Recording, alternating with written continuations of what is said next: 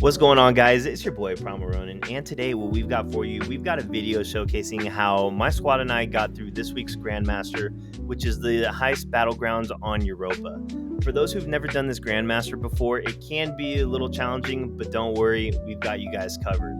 Hopefully by the end of this video, y'all see a new way to do this Grandmaster, so that way you guys can get through it as quickly and effectively as possible. Now, before we do get in the video, I just want to remind everybody that I do stream on Twitch. I stream every single day except for Mondays. That's my days off.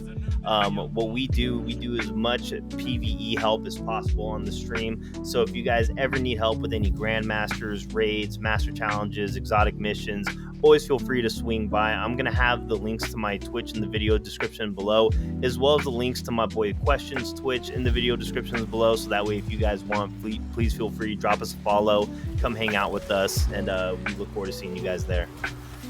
For the run, I'll be using a Consecration Prismatic Titan build with the Call Rocket Sidearm, Risk Runner Exotic SMG, and then the Scintillation Linear Fusion Rifle for my heavy. I am also utilizing Synthoceps just because I haven't been lucky enough to get an exotic class item with Synthos on it, so my RNG just sucks.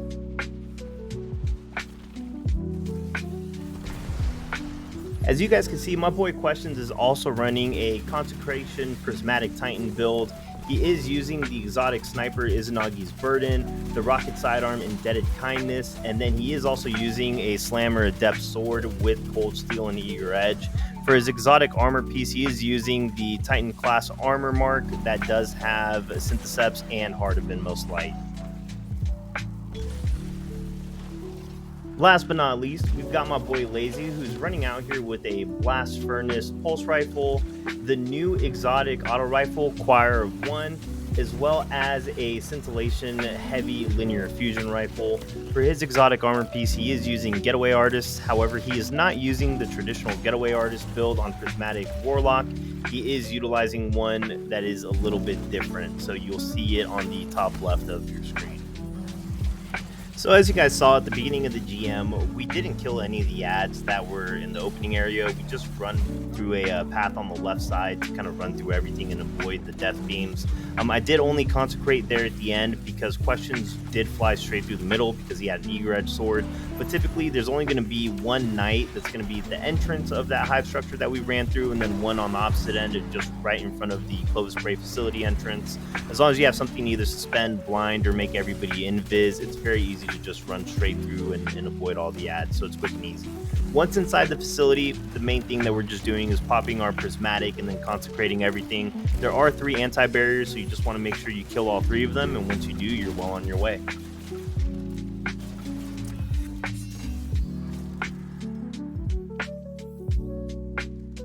So once we've cleared everything that's in the Brea Exoscience area, you're going to see us just run past all the ads that are going to be in the hallway in the next room. You're even going to see me take a route to the left. That's a way, so that way whenever you are sprinting through there, if you decide to sprint through there and not kill the ads, it's going to be one of the safest ways. Same thing, if you have somebody that can also either just suspend, make you guys invis, or just blind all those ads so you can sprint through them, that's also going to be something that's going to be very, very beneficial to the team. So now as we transition to this next room, I just have to say, I absolutely hate this room.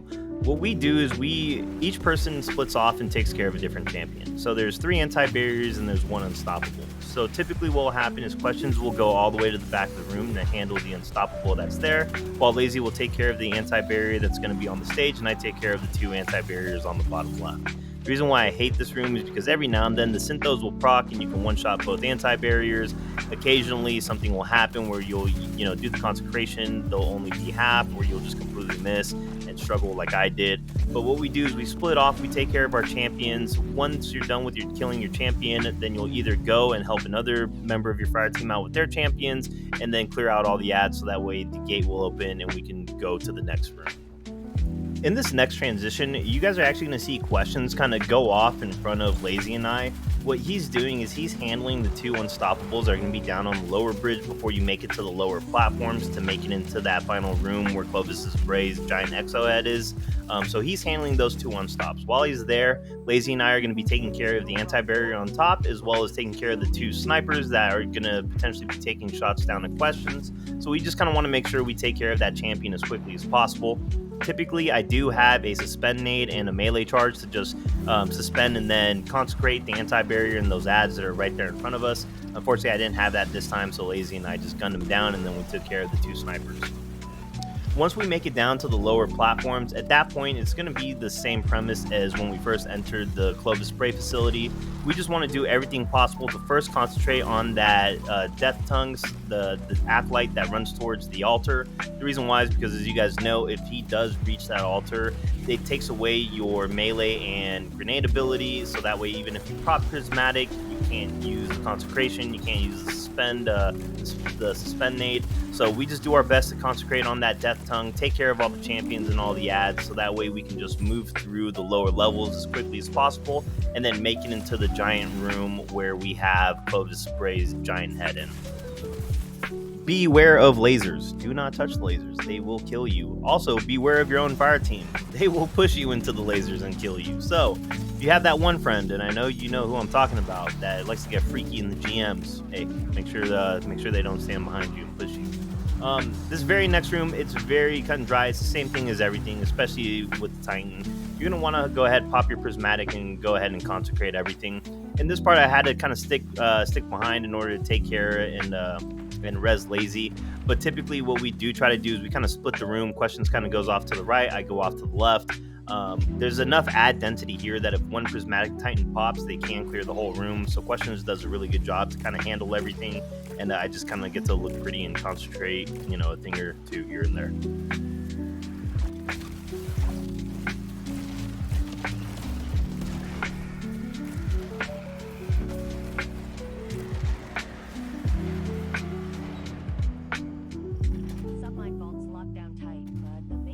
Now, to open up the area that is essentially the boss room, what we do is very simple.